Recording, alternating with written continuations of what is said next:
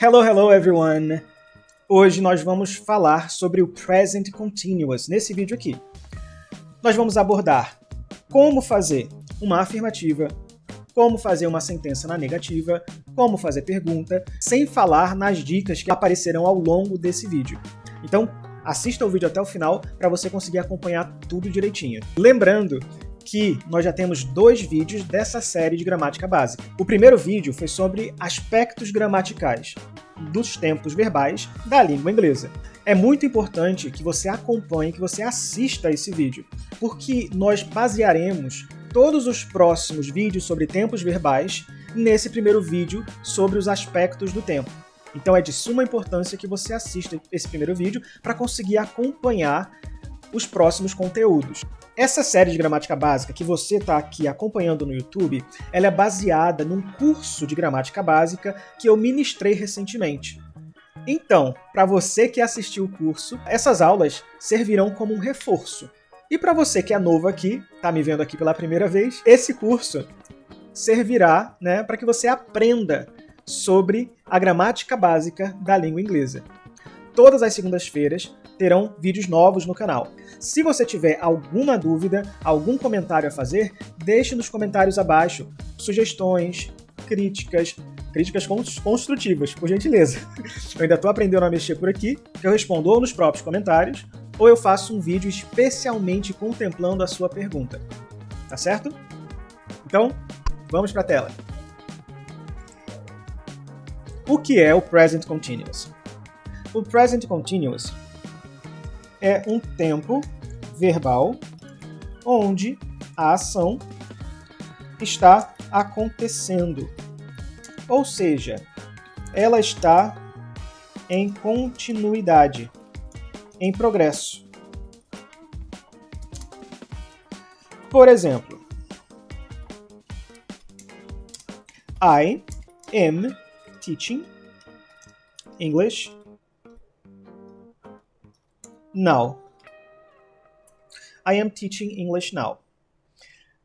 Diferente do Simple Present, essa ação é uma ação que não está estática. Ou seja, ela é dinâmica, ela está acontecendo. I am teaching English now.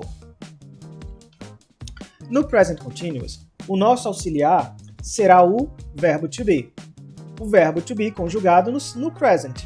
Quais são as versões do verbo to be conjugado no present? Isso aí. Am, is, are. São as conjugações do verbo to be no Simple Present, ou no Present Continuous. Se você não assistiu ainda o vídeo sobre o Simple Present, corre lá, porque ele já está na playlist. Como que eu formo uma frase na afirmativa, no Present Continuous? A afirmativa, ela segue essa estrutura. O subject, que é o sujeito, seguido do verbo auxiliar, verbo to be, conjugado, o main verb, flexionado no ing, e o objeto, que no caso seria essa sentença aqui. I am teaching English now. O sujeito, I, o verbo to be, que aqui é o verbo auxiliar, am teaching, que é o meu verbo principal, e o objeto now. Como que eu transformo essa sentença em uma sentença negativa, na negativa? A única coisa que muda é que eu vou acrescentar o not. Colocando aqui o ing. A única coisa que muda é que eu vou acrescentar o not depois do meu verbo auxiliar. Então vai ficar I am not teaching English now. E como eu transformo essa sentença aqui em uma pergunta? Perceba que assim como no Simple Present, muda-se a estrutura na interrogativa.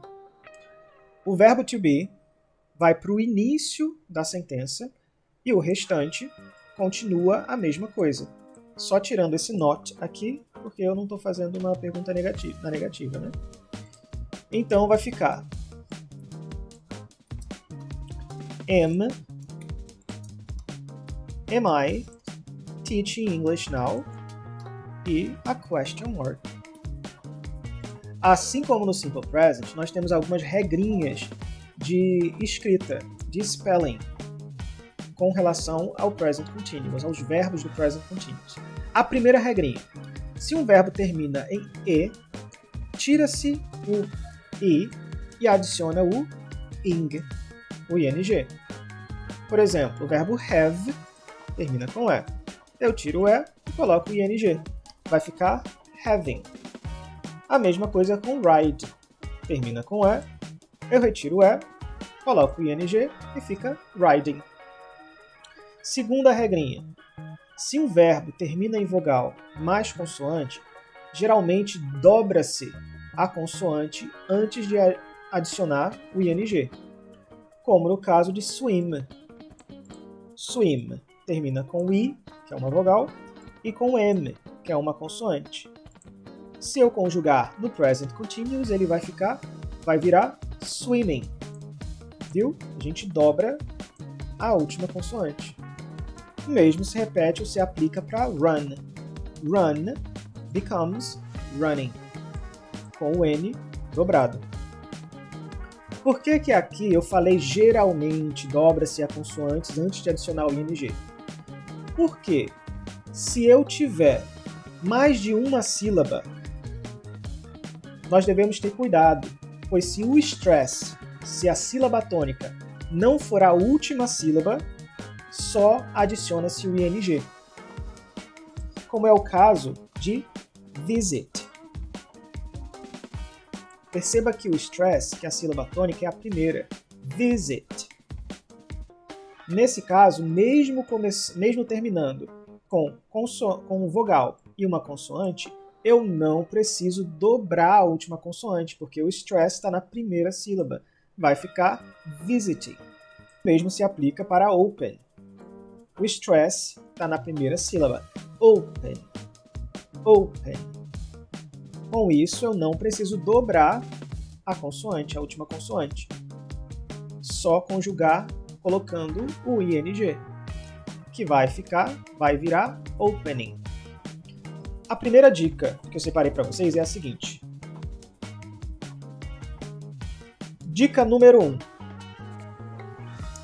Nem todo verbo flexionado com ing está no Present Continuous. Olha esse exemplo. The feeling of sadness is important for building the feeling of happiness.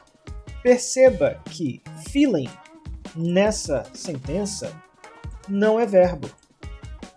Ele está funcionando como um substantivo, the feeling, o sentimento. A mesma coisa aqui, ó, the feeling of happiness. Está funcionando como substantivo e não como verbo. Ou seja, ele não está no continuous, ele não está expressando o aspecto continuous. Ele não está no present continuous. Segunda dica. Os verbos recebem o sufixo ing após preposições. Olha esse exemplo. The feeling of sadness is important for building. Aqui nós temos a preposição for e temos o verbo build, né, flexionado no ing. Porém, ele não está expressando o aspecto continuous, o aspecto de progressividade, como nós vimos lá naquela nossa primeira aula. Se eu fosse traduzir essa sentença, eu traduziria assim, ó. O sentimento de tristeza é importante para construir o sentimento de felicidade.